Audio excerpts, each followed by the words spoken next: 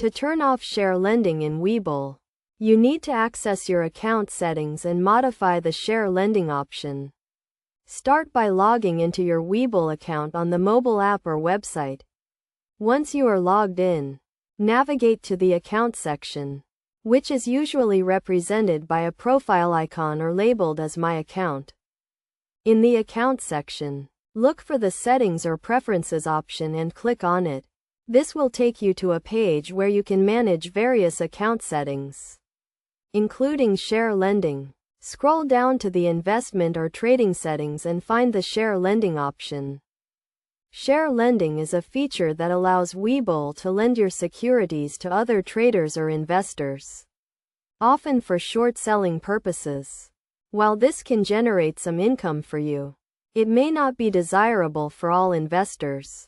To turn off share lending, simply toggle the switch or checkbox next to the share lending option to the off position. After disabling share lending, review your account settings to ensure that the changes have been saved.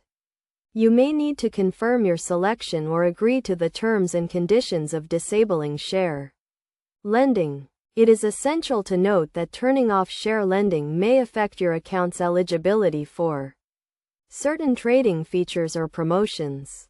It is also important to understand that disabling share lending does not affect your ability to buy or sell securities on the Webull platform. You can continue to trade as usual, but your securities will no longer be lent to other traders or investors. In conclusion, turning off share lending in Webull is a straightforward process that can be completed in a few steps. By accessing your account settings and modifying the share lending option, you can control whether your securities are lent to other traders or investors.